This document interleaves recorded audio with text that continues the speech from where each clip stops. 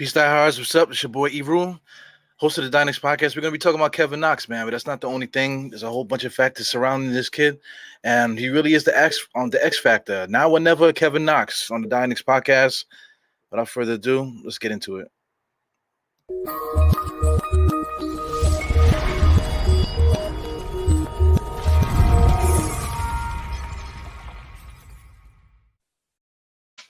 Yeah, peace, diehards. As you can see, Sunday morning diehards. I'm gonna try to make this a habit.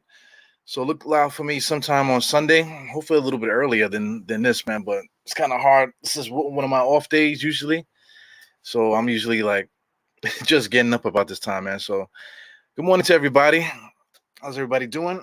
Like I said, we're gonna be talking about Kevin Knox, man. This overlay alone, man. This whole thumbnail, him on the billboard. You can see on the billboard it says July 28th, 2018.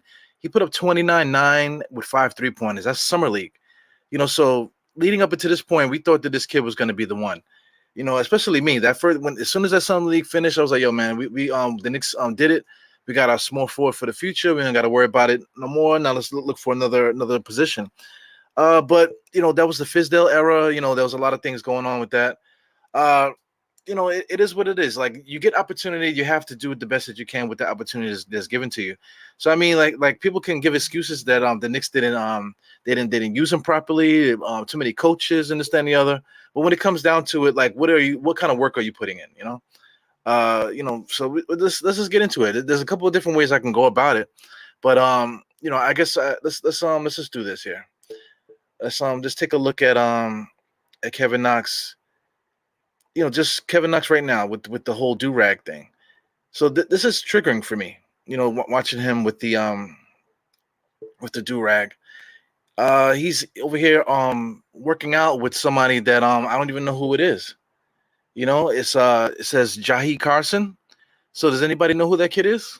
Does anybody know who Jahi Carson is? No disrespect to the kid. I'm not trying to disrespect that that kid. But just I'm looking at the video, like it's just drills. There's a bunch of guys that I don't recognize in this video. The point I'm trying to make with the no names and stuff like that is that how do you get better? How do you get better when you're playing around people that are not on your level? These guys are like college kids, kids that that I don't know if you'll ever see them again. I'm not sure if you'll see them in the NBA. I'm not sure if you'll see them on any level. And this is where Kevin Knox is doing his drills and stuff. Now I know it's good to see guys working, doing whatever they do in the offseason to get better. But listen, man, anybody could do this. Shout out to basically any of your favorite content creators. They're out there putting out videos of themselves doing all kind of moves and whatever, shooting. We all could do that. I could get up right now and make a mixtape that looks just like Kevin Knox. You're gonna think that I'm ready to play small forward for the Knicks.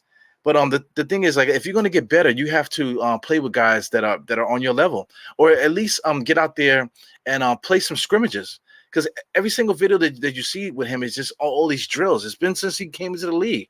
You never see him pulled up to any of these summer league little pickup games and stuff. You never seen him at any of these famous trainers pickup games. You just saw RJ Barrett. RJ Barrett has been to them before. Dennis Smith Jr., all these different guys.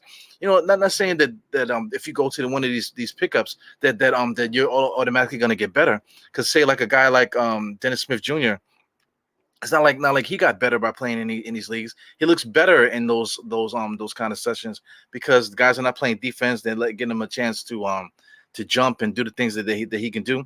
But it's just for the simple fact that you can get out there and get the confidence to feel like that you can compete with these guys.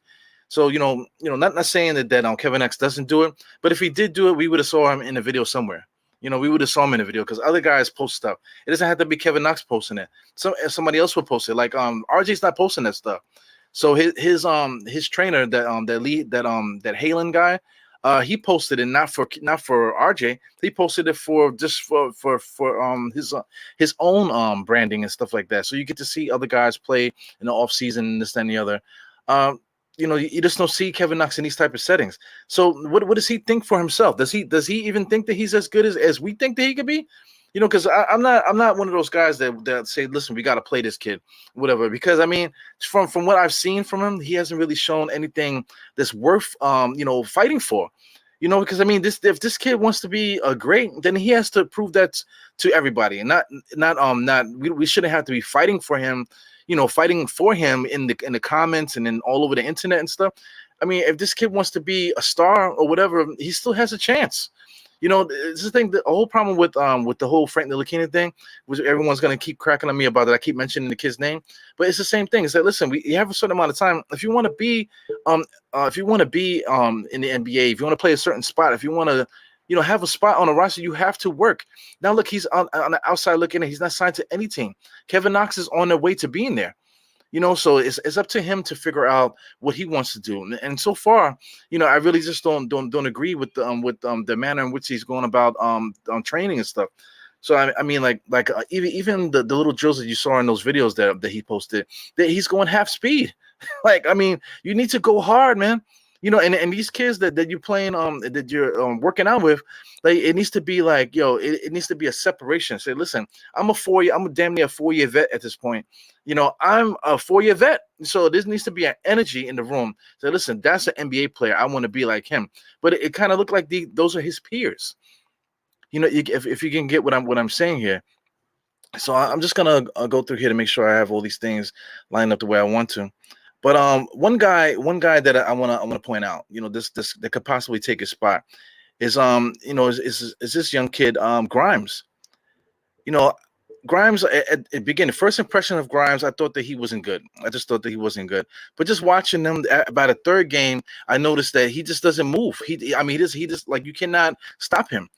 He keeps moving. He's running back and forth, running hard on offense and defense.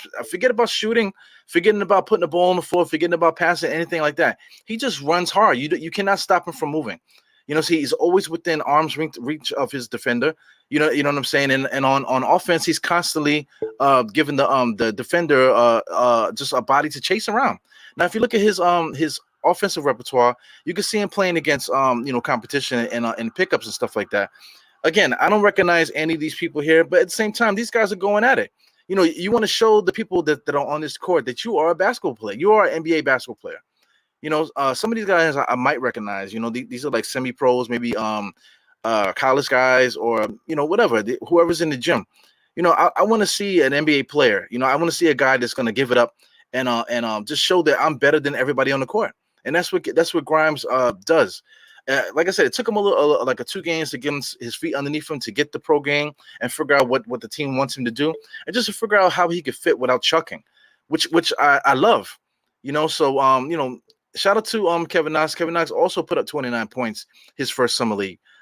This kid Grimes, he did the same thing. He put up high 20s for like the last 2 games. I think he might have had like 30 something the last game I can't remember.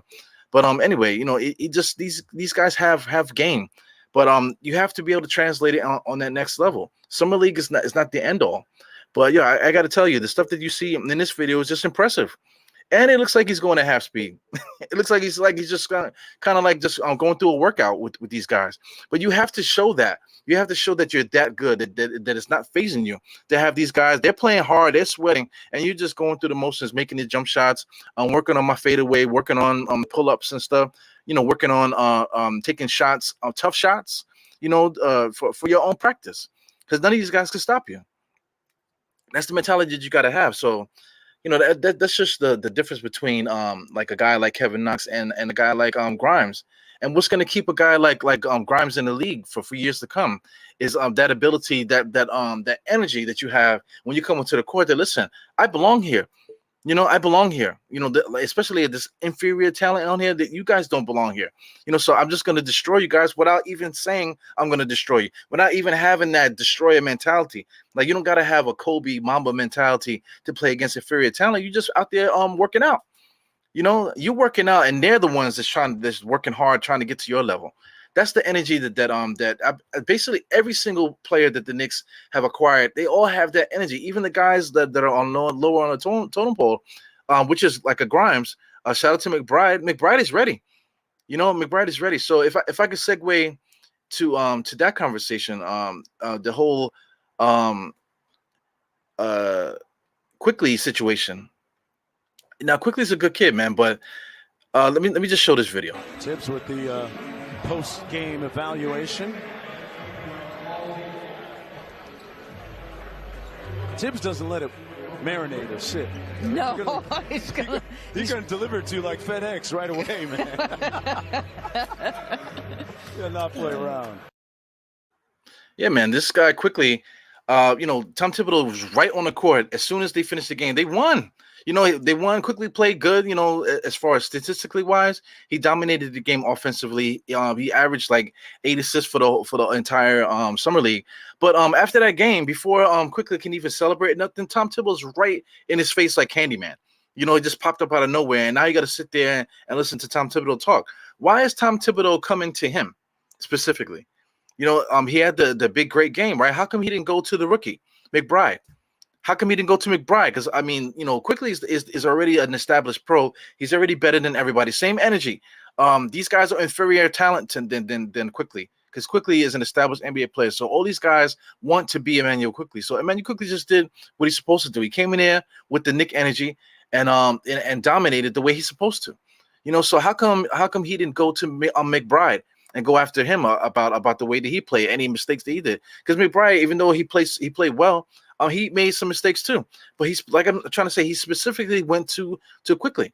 If I'm not mistaken, I think McBride was the one that they was giving the interview to. They had to, because they were going to talk to Quickley because he was the player of the game. But Tom Thibodeau wouldn't let him go. You know what I'm saying? So this is what I'm trying to say here. I already see a couple clips out there where people using the phrases that I use. According to in that podcast that I did with Julito McCollum, we were talking about everything basically. So we were talking about Quickley, and I said that Quickley's fighting for his life. And then shout out to Julito. He loved that. That term, because it really, that's what it is. Immanuel Quickley is fighting for his life, because right off the bat, even though Quickley's playing so well, McBride is the third string point guard. McBride is already solidified to be in the future of what's going on with the Knicks, simply because of the hard-nosed defense, the strength and the poise that he plays with. Is more under control and more on the lines to what a coach could physically say. This is what I can put him in a position, and I could trust him to do whatever. Quickley, you can't really trust him. Quickley's still just going crazy. He's just doing this. He's like one of those dudes at the raves with the lights and stuff. That's what he's doing out there. It could be good and it could be bad. You know what I'm saying? So I think a guy like Quickley, that's just proof right there that Tom Thibodeau jumped right in front of him, not necessarily going jumping down his throat or anything like that, but you can see from the energy that Quickley had in that video that Tom Thibodeau has something serious to tell him. So listen, you played well, but listen to what I have to tell you here. You know what I'm saying? So he's absolutely fighting for his life. So it comes down to a couple things here, man. Like how hard do you want to be in the league? How bad do you want it? What do you see for yourself, and how bad do you want to work to get to that spot? It's another thing too. Do you want to be here and deal with the bullshit and maybe go to another team to get an opportunity? Quickley can easily ask for a trade, and he has trade value. He can go to wherever he wants, and we can probably get something good back for him later on, maybe in a package. Kevin Knox, not so much. His trade value is so destroyed, is unbelievable. But at the same time, he's still on a rookie contract, entering this training camp. He's an X factor because we do not have a backup small forward. Shout out to Grimes. Grimes enters the situation. So what if Grimes comes in and plays so well that he's just put into that small forward spot? Then Kevin Knox is gone. Training camp is an absolute must for Kevin Knox. Like if Kevin Knox cannot show Tom Thibodeau and this training staff that he belongs, that not necessarily fit in a role, he just needs to come in there and like gangbusters and play basketball. He's a young guy. Like that's another thing too. People making into that. Listen, he's young. Shout out to his college coach saying that it's going to take him 5 years to develop. That's bullshit, man. Your time is now. Your time is now. So I mean, you're young. You have all the energy, and understand the other. You don't have any injuries to deal with, and this you don't have any vices outside of like playing video games and stuff like that. You never hear about Kevin Knox with no messing around with women or in the clubs drinking and nothing like that. He's a basketball dude. So listen, this is your career. This is what you want to do. So get out there and take it, my man. This is yours to take. Right now, if Kevin Knox showed up to training camp the way that he was supposed to, and actually shows Tom Thibodeau that he's worthy of like a rotational spot. Quickley is the one that's out of here. Quickley is the one that turns into a situational player, because we need what Kevin Knox does more than we need what Quickley does. For the simple fact, we got Burks. Simple fact, we got Rose coming off the bench. So what we need Quickley for? We got Burks and Rose. We really need to figure out what we're going to do with that small forward spot. Burks, he could play small forward. That could all work. Quickley could be the backup too. Rose could be out there with them, which will be fine. Burks can come out there and play some three. How does that really help us defensively and stuff? Because you kind of got Burke playing out of position, even though Burke has played small forward throughout his career. But Burks is only like 6'5", and he's not a physical player. He's a finesse player, as you can see with the handle. We need Burks in the backcourt. He would be great in the backcourt with Rose. We kind of have excess talent. But like I'm trying to tell you, if Knox comes into training camp ready to take a spot, then Quickley is situational. It is what it is. Obi, you got to play Obi no matter how bad or good he plays. Because we have to build up his value. Knox, we don't have to build up his value. It's up to Knox to take his own career on. But like I said, if he does, those are your two backup forwards there, Knox and Obi, and that's all you need to back up Julius Randle and more than likely RJ or Fournier, whatever you want to say, whoever you want to say is a small forward. That would be a decent rotation because of the potential contribution that these two guys can give you off the bench. The backcourt is solidified with Rose and Burks. So Quickley is going to be on the bench. And then let me throw something else at you. If injuries happen and Quickley's on the bench, who's going to come up first? McBride. At that point, McBride is going to come up at that point because of the defense and the poise and all this. Just judging by the way that he plays, the mannerisms, and just the way the stuff that he says and interviews and stuff, he's just on a different kind of level. Quickley, like I said, could be electric scoring wise. But if you want to win games, I think McBride is the one that I will call up first before Quickley.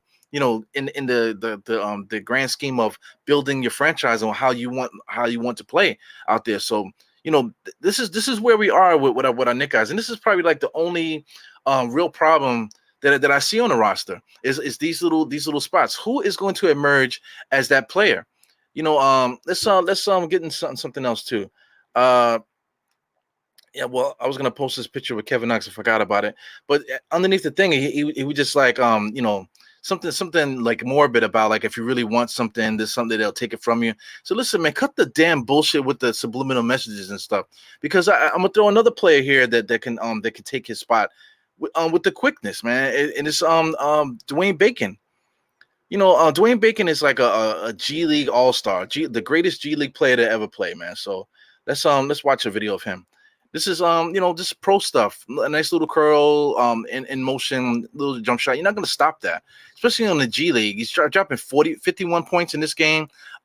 He had like 3 straight games, I believe, last year where he scored like 45 points and stuff. So they keep putting him in the G League because he is missing something, obviously, but he can score on the pro level.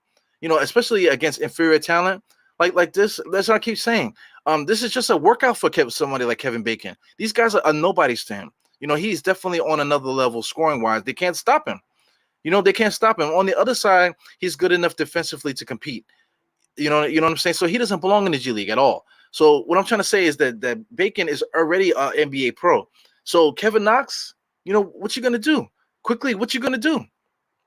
You got guys in the NBA that are ready to play. There's always somebody ready to take your spot. And Kevin Bacon is definitely one of those guys. I can see Kevin Bacon coming here, even though he's 6'5" himself. I can see him coming in and taking that 3 spot. I can see him coming in here and actually making the Knicks make a move. Kevin Bacon. Same thing with Grimes. Kevin Bacon and Grimes on the same thing there. So competition is going to be deadly. I know Kevin Bacon. I keep saying Kevin Bacon. This is an obvious, mistake there. But Dwayne Bacon. I can see him fighting Grimes because Grimes is a rookie. And he's not gonna take my spot. I got my foot out the league. I want to play. I want to play for the Knicks. This is a great opportunity. So I can see Bacon going against Grimes, making sure Grimes stay where he is. And Grimes, as you can see, Grimes is on the same level. As like I'm a pro. I'm here. you gotta take my spot. And I think that Grimes is not gonna be that guy that you're gonna have to that he's gonna easily bow down to somebody like a Bacon. These are things that they're gonna play out as this training camp goes on. Shout out to Burke too. Burke is a pro. You're not gonna outplay Burke. Burke is already made his money in the NBA. He's a pro. He knows how to deal with this thing. He's been through it a million times, so he's not gonna be frazzled by guys like like Bacon and Grimes and stuff like that. So Burks is gonna be ready to play. So it's gonna be hard to take Burke out the lineup, but all this competition is going to stack up where the Knicks can say, listen, we can move Burke. We can move Burke because we got Grimes. Grimes is ready. So later on down the season, maybe they can say, listen, let's take Burks, throw him in the package, and move Mr. Grimes up there. Bacon might play so well that Bacon can't, that we gotta have him on the roster. So if he's on the roster, then maybe he goes up into that 2 spot, maybe even the 3 spot. You see what I'm saying? All these different variables and whatever. But it really comes down to Kevin Knox. Because if Kevin Knox comes in to this training camp ready to play, he is the guy. He is the guy that we could put in there to be backup forward for the Knicks.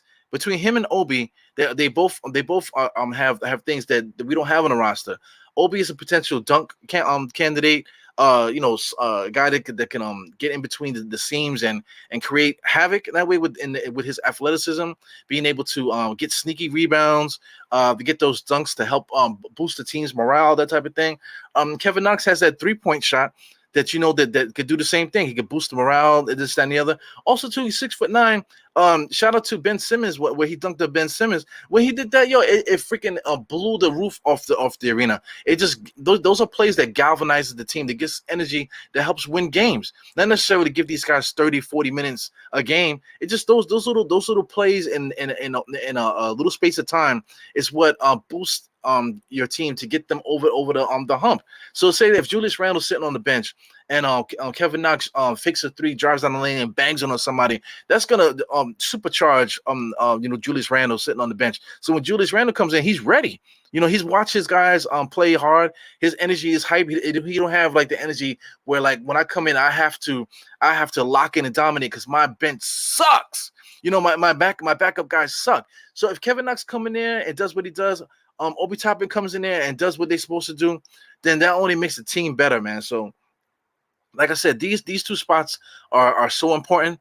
Shout out to Obi. Obi must play well. We kind of like stuck there because we can easily sign a guy. I keep talking about Malik Beasley. We can easily sign a guy like that just to come off the bench. I hope I'm getting the guy's name right.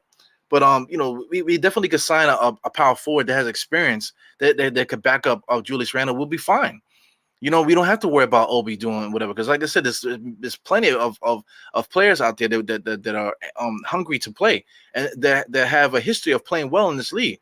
So we're not stuck with just playing with Obi, but that would be suicide for the Knicks if we just simply got rid of Obi Obi Toppin at this juncture. Obi Toppin, we kind of need him to produce, for our own sake, because he might actually be a part of a trade. Let's say if you throw Burks in there, maybe even throw Noel, because shout out to Jericho Sims. If Jericho Sims comes in here and shows enough, then that's another person that you can move up the totem pole and stick a package together to possibly get another player.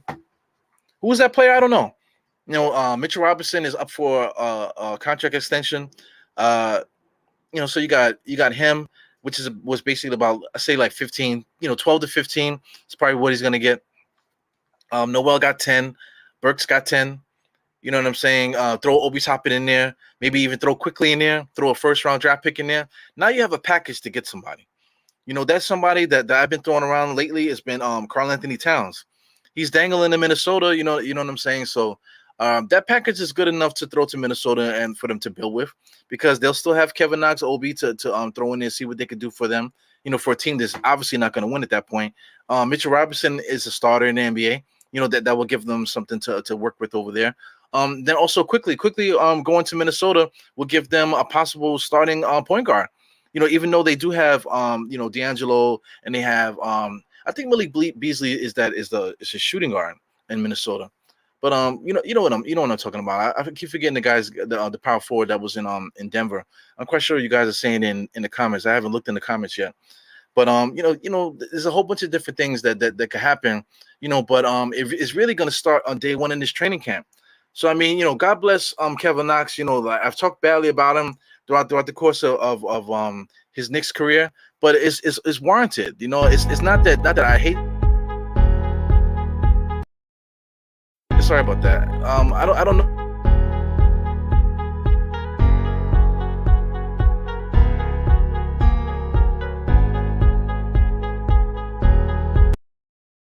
Yeah, sorry about that, guys. Little technical difficulties with the button there.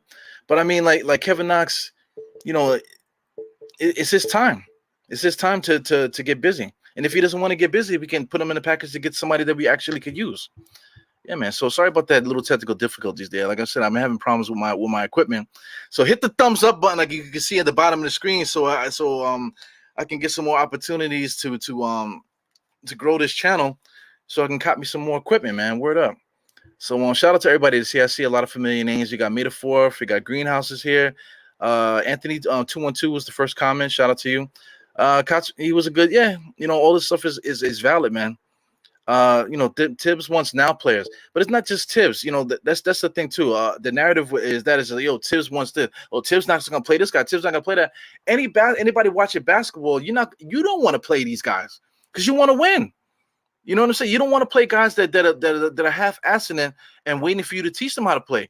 That's not how it goes. That is not the New York mentality. I've been trying to keep that energy this whole time that I've been doing this podcast. So this is the New York energy. You cannot sit back and just hope somebody gives something to you. You know what I'm saying? Shout out to anybody that wants to make a donation to help me fix my equipment and stuff like that. But you can't bank on people giving you help. Like that. You have to do things for yourself and make it happen. Like I'm trying to do with this podcast here. Shout out to Paul Butler, says he needs a change of scenery. That change of scenery might be a team like Minnesota, and to bring Cat here. Now I did mention that, so I forgot what I was saying before I accidentally clicked the damn button and started going crazy on me. But bring Cat over here to be the center. You got Julius Randle, you got RJ still. You still got Kemba Walker, and you still got Evan Fournier. Still got Rose on the team. You know what I'm saying? Now you just moved up Grimes. You know what I'm saying? McBride is there. You traded Obi and possibly traded Knox. Those spots are easily replaceable in the NBA. A backup power forward, backup small forward, totally easily replaceable in this NBA. There's players now that haven't been signed yet that you could pick up to put on the team. Let me get this name correct, man. It's like driving me crazy. I'm quite sure somebody said it in the chat. I didn't get there yet, but it was a power forward that was on Denver last year. So let me see if I can pull it up really quick, because it is driving me crazy. I've been messing it up for like the last few podcasts. What's this guy? Well, he's like a free agent, man. So I can't even pull that up. Let me see if I can get the last year's roster. Like I said, shout out to anybody that already gave the answer there. But yeah, he's driving me crazy. I gotta find his name. It's not Jermichael Green. Jermichael Green is already signed to a team. Lord have mercy. Paul Millsap. Paul Millsap is what I'm trying to say. Paul Millsap is like in his 30s, 6'7", 257 pounds. He's been in the NBA a long time. He's 35 years old. He's not a guy that you're gonna realize to give 30 minutes a game anymore. But he can give you 20 minutes off the bench, 9 points. 5 rebounds, a block in a steal a game. Come on, two assists in those minutes. Backing up Julius Randle. So that's a player right away that you could pick up for the minimum if we decide to trade away a player like Obi or Kevin Knox. And we'll probably be better off for it. It will prepare us better once we get to the playoffs and stuff like that, to have that extra grind and grit, and just a player that really knows how to play this game. Somebody that used to be a starter for most of his career. Now he's at the point where he could play less minutes. He knows how to give his all, to give his all for a playoff team, for a long playoff run. So that's something to look forward down the line if we decide to make a trade like this. You know what I'm saying? You want to talk about losing defense and stuff like that, Tom Thibodeau and all this other stuff. But people grow. You got to give guys a chance to grow. This guy, Karl Anthony Towns, is not even in his prime. I mean, I feel like he's entering his prime now, even though he's like averaging like crazy stats at this point. Let me look up Karl Anthony Towns stats while I'm thinking about it here. Karl Anthony Towns is a beast, man. For his career, he's averaging 22, 11 rebounds, 3 assists, 1 steal a game, 1.4 blocks. Last year, he averaged 24. The year before, 26, 24 the year before. He's like right around 10 rebounds a game. Now he's up to 4.5 assists. Just about a steal, zero point 0.8 steals, and then a little bit over 1 block a game. What I'm saying. Blocks is not all that. You can get that help off the bench. Jericho Sims can come in there and do that. Maybe we keep Noel around. This type of thing. There's so many different variables that you can go against to add that defense that you need. But when it comes down to into the last seconds in the game, yes, you want your defenders to get out there to stop the other team, but you got to put the ball in the basket. You know what I'm saying? You got to put the ball in the basket. So run a play for Julius Randle and Cat to do a 2-man game. And how do you stop that? You know what I'm saying? Pick and roll with Kemba. How do you stop that? Even anywhere on the court, and all 5 of those guys on the court, how do you stop it? How do you stop the Knicks at that point? You want to talk about defense? They can make it work as a team. 5 men, on the court, coming like this, working together. They could do that. Communication and this, that, and the other. Tom Thibodeau run defense. They can do that because they have a lot of guys that work hard on our team and have prideful players and stuff. So they can make it work. But offensively, how do you stop that crew? Who do you double team? You cannot double team anybody on there. So it's gonna be on barbecue chicken for that, and that will elevate us into that next level championship level team, man. So that's something to think about later on down the line. This all fantasy stuff, that stuff could possibly happen. It probably won't, but the reality is a kid like Kevin Knox, this is his time. This is Kevin Knox's time to shine. This is his time to show everybody that he's really an NBA player. Quickley be bugging with his shots. Yeah, man. He's like a firecracker. He's like a chicken without a head. So, like I said, I made that point with Tom Thibodeau. Tom Thibodeau ran right up to him. He didn't go up to Grimes. Grimes is the rookie. Grimes had his moments where he needed to be coached really hard, but you didn't see Tom Thibodeau running up on him in the middle, right after the game. You didn't see that. He went straight up to him. Made it fourth here. What's up, Made it fourth? I haven't seen him in a while. He's mentioning Amir Sims. I like Amir Sims. I compared him to Julius Randle in the way that he played in college. A big guy that's more of a passer. Likes to bring the ball up and initiate offense and stuff like that. More of a team player, not really like so selfish where he's going to be a guy that's going to be scoring a lot, but he can. You know what I'm saying? So that's something that I would like to see what he does in the G League, because you got to have, when it comes down to that, you got to have guys in the G League that are ready to come up and play. So, I mean, these guys, McBride and probably Grimes, they're probably going to start the year in the G League. You know what I'm saying? So, it'd probably be worth it to see if we can get tickets for the G League games, just to see those guys in person before they get called up. But, Amir Sims has a great opportunity to pull up, because you want to talk about backup power forward spots is wide open. Obi's not guaranteed to be there. If we do make a package to trade those guys away, Amir Sims, if he plays well, he can move up. So this is all beautiful things to have to develop your roster and just build forward. Because these are what teams do. Every team does this with their roster.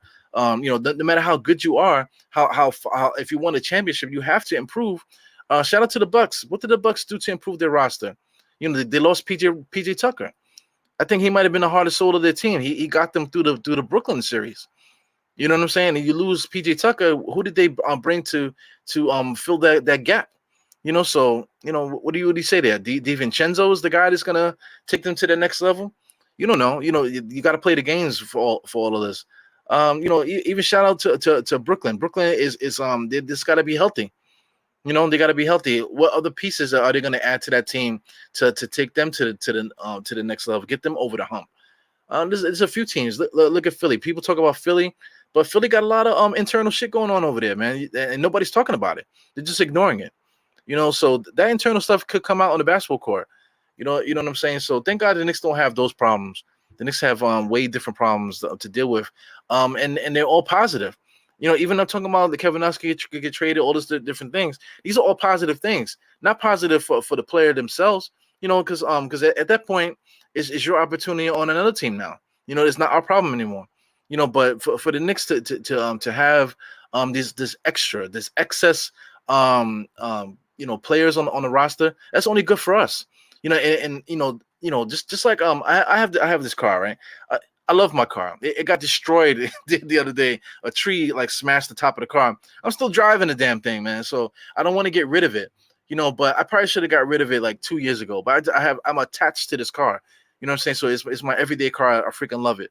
You know what I'm saying? But I could have easily got another car. Another car that's not going to give me the problems that this car is giving me. But I'm using that example because that's exactly what we've been doing to our rookies and stuff throughout the years. We could have easily got a better car, a long time ago. But we've been fucking around with these kids, hoping that that somebody would give them that would give them the ball and tell them what to do with it, and put them in a spot just to spotlight them. That's crazy. You know what I'm saying? But while I'm saying that, I still want to do a whole bunch of modifications to the car and improve it and change this, change that. It's crazy, man. Like I said, I can easily get another car, but it's just crazy to me. Well, anyway, shout out to Greenhouse. Greenhouse is always holding me down, man. Every single podcast. I appreciate you, Greenhouse. Thank you for coming in. Chad James is here.